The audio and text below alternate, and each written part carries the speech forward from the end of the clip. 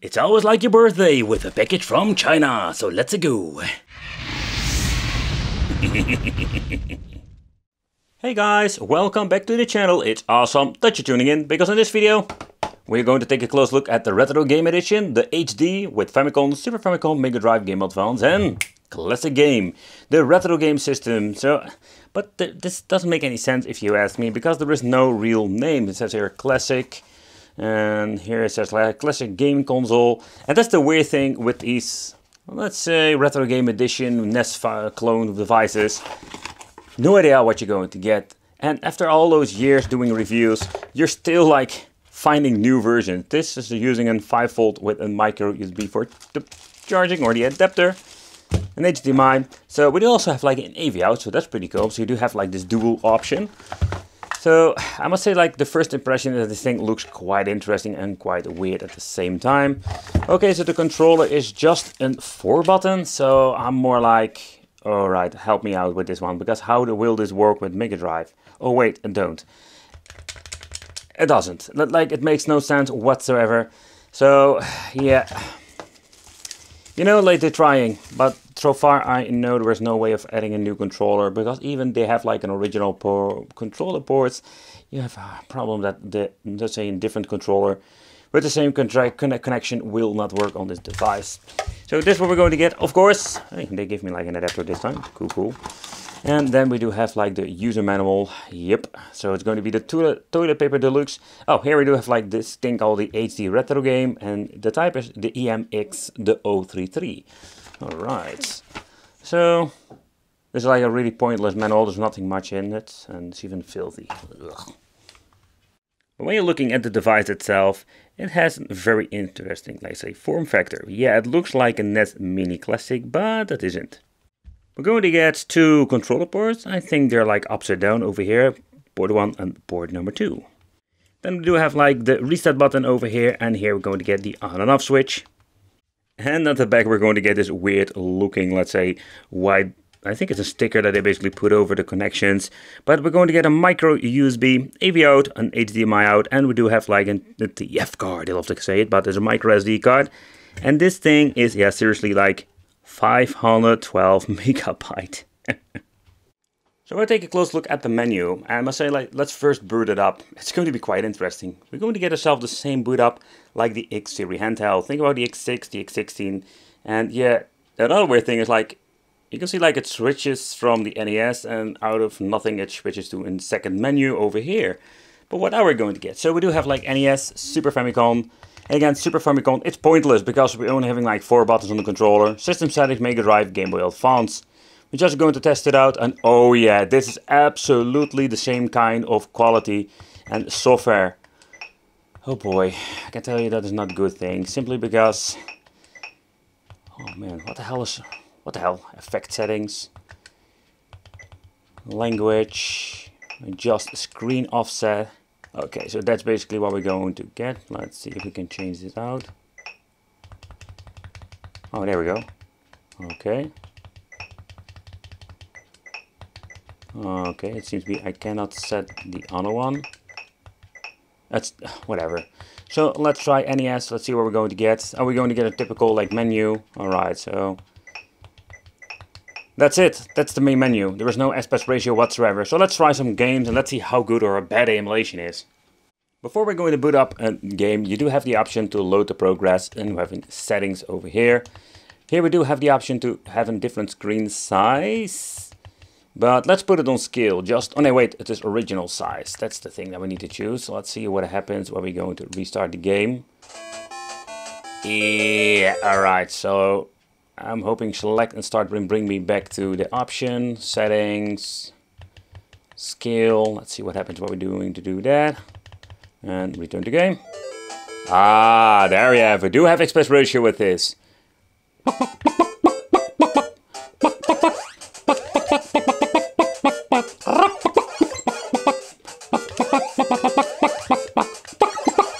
So, but when it comes to the gameplay of the NES, it seems to be working just fine. I don't see any weird screen tearing whatsoever, or I'm just missing it. Alright, so let's press select and start, then we make an save progress. We can archive it over here. And that's it. There's no, a little bit, there is no like a really like cool preview picture or something like that. So that's basically how it works, and we can basically like load it up. And it automatically goes back to into game. But let's see how the other system will run. Woo! But let's take a close look at the folders inside the SD card. I plugged it in my PC. I'm using a Windows PC, by the way. So you can see the first folder is called Game. So if you need to like set everything up like new, this is what you need to do. So first thing, let's take a close look at the specification. You can see like it has been formatted to FAT32. Very important, if you're using a different format, it doesn't work most of the time.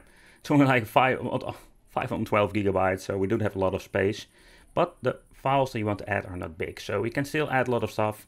So here you see like we have the GB, Mega Drive, NES, and Super Famicom. So you need to drop in the files itself. And basically, if you're going to do this, we're also going to try different files. Let's say Game Boy, Color. Let's see how far we can basically go with this. So Mega Drive, there is nothing in here. There are some NES games we have already seen, and of course Super Famicom. So let's add all of the games, and that's the only thing. Drag and drop, and we're recognized by the system itself. Alright, so I think I can manage to play this game, because I only need to have the jumping and the punching.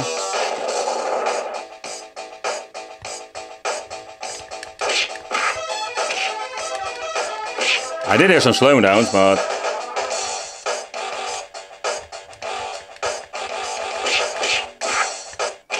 it's pretty damn cool. We have like aspect ratio on every single game and system.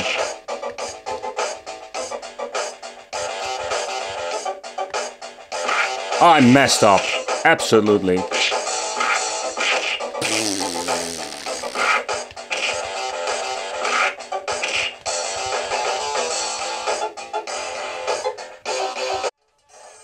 Alright, so let's try some Sega Genesis.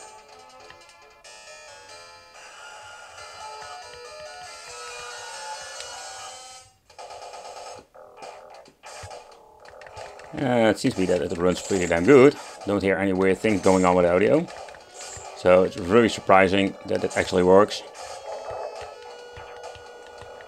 Maybe the same for Genesis. We can play a couple of games, because we don't need all the freaking buttons, but it's pretty damn cool that we can even play this, but beside that, you cannot play every single game. Alright, so let's take a close look at some GBA. So far, I am surprised.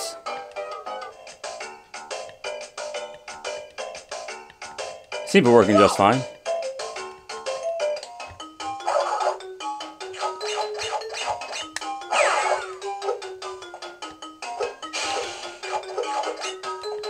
I personally really love the controller. Like, the D-pad is absolutely amazing.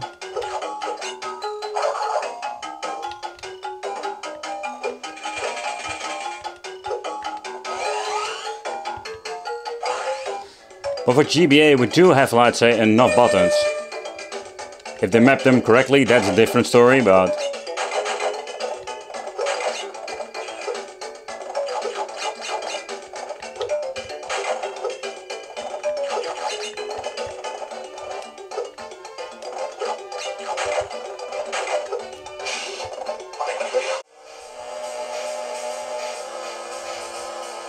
alright, so it is cool that you can even add some Game Boy Color to this.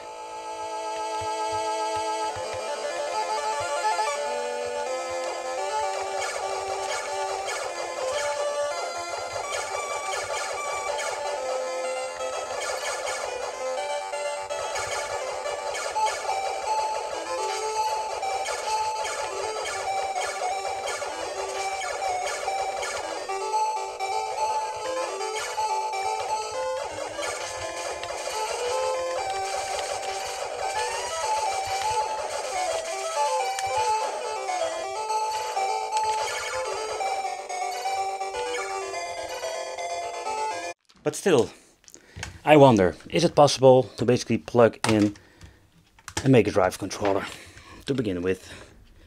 Alright, you can plug it in. but it doesn't do anything. I will give you an examples, like there's no way to going back to the main menu and nothing seems to be working.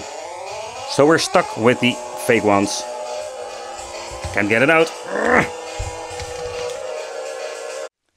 Alright, so we're not going to open this one up, but what we're going to do, open up the Famicom. Yep. Alright, so we do have like rubber feet underneath. Sometimes they're using the foam ones. I'm just curious what's inside, because I must say that I was surprised to see how good emulation is in general. Yeah, the downside is that we do have limitations when it comes to the controller. So I wish I didn't do that, but okay. Alright, let's loosen up the screws. And let's take a close look at what this thing is running on. Sometimes we even find rock chips in these things, depending of course what it can play. They said something about a classic game, but it's clearly they don't mention the arcade, because that is something this thing doesn't support. Alright, let's remove the final screw. Alright. And alright, that's the last one. My Phillips screwdriver doesn't fit perfectly, but it doesn't matter. I open it up. Alright, so the top part we're not going to see anything interesting. Alright, so let's see what we're going to get in here. So here we do like the connectors. The way how they made it is quite interesting. We've seen it before. So basically this is the front PCB where we have like two micro switches. One for the reset front, one for the on and off. Then you have like the ports are soldered straight onto this.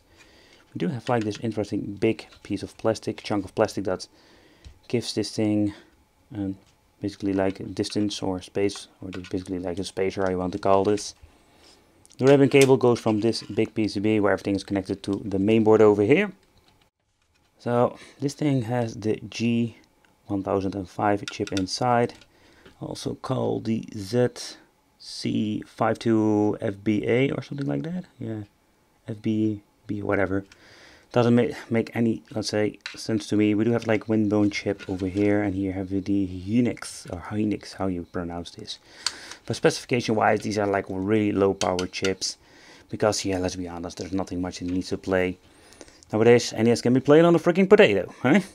So the date when it was created is another interesting story. Here you can see this thing is version number 2, but it's made in 2019. So even they present it like brand new product, it's already a couple of years old in this, yeah, maybe has somewhere like laying around in the storage. But this is basically what we're going to get in the inside.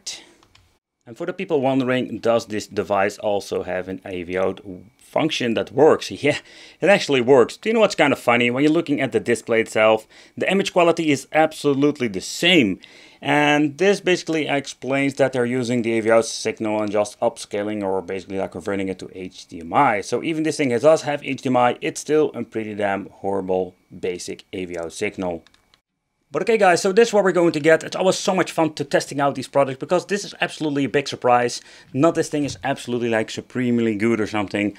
It still have a lot of flaws. To begin with, the controller only having 4 buttons. I wish they'd like redesign this thing and just give it like 6 buttons. That would be pretty damn cool.